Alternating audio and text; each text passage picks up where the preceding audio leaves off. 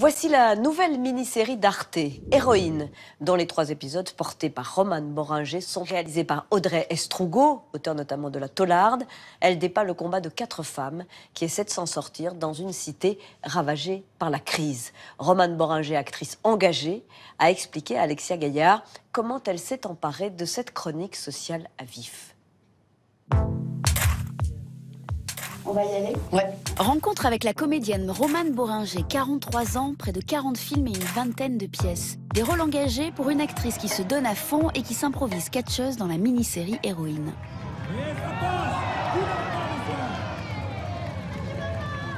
C'est tellement sexy, quoi, qu'on te demande de faire du catch pour un film, quoi. C'est tellement excitant, c'est tellement... Personne fait ça, quoi. Moi, j'ai l'impression d'être une héroïne, c'est le cas de le dire. Putain, je vais jouer une catcheuse, mais j'ai frimé, mais...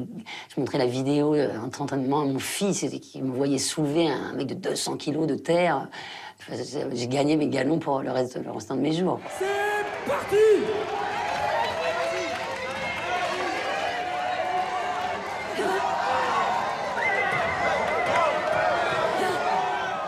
Mais j'ai eu hyper peur. Je me souviens, j'avais un jour un combat avec une qui est hyper balèze, mais qu'est-ce que j'ai eu peur. En plus, elle était tellement excitée d'être dans un film et tout ça que j'allais pousser des cris énormes.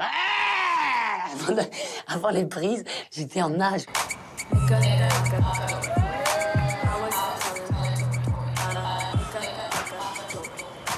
Venez soutenir les anciennes ouvrières de l'usine Voltanel. Héroïne, c'est l'histoire de 4 combattantes prêtes à tout pour changer de quotidien, dans la veine des grandes comédies sociales anglaises comme les Full Monty.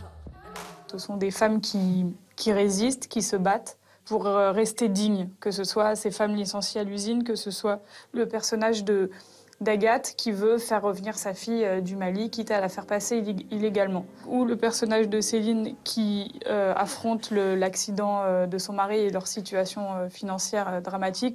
Personne ne peut répondre à cette question. On peut se réveiller demain comme dans 6 mois. Mais quand il va se réveiller, il sera comment? Là-dessus non plus, je peux rien dire. Il peut n'avoir aucune séquelle, comme perdre l'usage de la parole. Finalement, vous savez rien, en fait. Héroïne raconte l'histoire d'une France en crise, et c'est ce qui a plu à la citoyenne Boringer. Une usine qui licencie dans une ville abandonnée et un parti national qui progresse. La démocratie a tué la France, madame. Faut se réveiller, hein. Engagée, Romane, c'est un peu le fil conducteur de toute sa carrière, au théâtre et au cinéma, à commencer par son premier rôle en 1992 dans Les Nuits Fauves de Cyril Collard. C'est marrant parce que le fait d'avoir tourné avec Cyril comme premier film, je pense que ça a déterminé à jamais ce que j'aime dans l'urgence des projets. Une espèce de nécessité humaine, urgente, absolue. Le véritable enjeu était que vous soyez satisfait, que vous ayez l'impression d'être gagnant. Et que... Sur scène, elle interprète actuellement une autre femme en lutte dans la pièce Terre Noire de Stefano Massini. C'est une pièce mise en scène par Irina Brou qui raconte le combat d'un couple d'agriculteurs dépossédés de sa terre par une multinationale. Et moi, je joue une petite avocate, c'est vraiment le pot de terre contre le pot de fer, une petite avocate qui est la voix de pas mal de combats individuels menés dans le monde et qui finissent parfois par se faire entendre. Comment peut-il savoir, mon client, quand il signe ce papier, qu'il va perdre son autonomie, son indépendance, toute son histoire? Moi, je suis très peu militante parce que je suis quelqu'un de très discret, je me sens très illégitime à prendre la parole sur une vie que je n'ai pas. En revanche, j'ai un métier merveilleux qui me permet d'être l'interprète et la voix d'auteurs qui ont du talent pour parler de ces choses-là. Tout le pouvoir au peuple armé, pour le communisme, les brigades rouges. Le ballon rouge, c'était l'histoire des fondatrices des brigades rouges qui se transforment en une forme de terrorisme, enfin, pas une forme, mais du terrorisme. Et du coup, oui, avec tout ce qui s'est passé et tout ça, on l'a joué en plus pendant...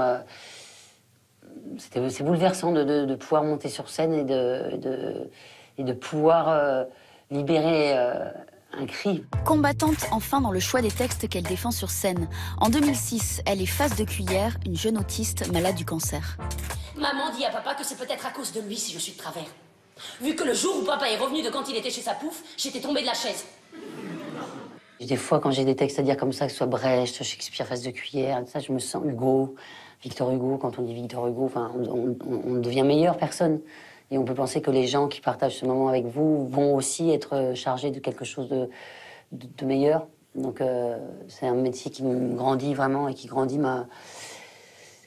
ma compréhension du monde.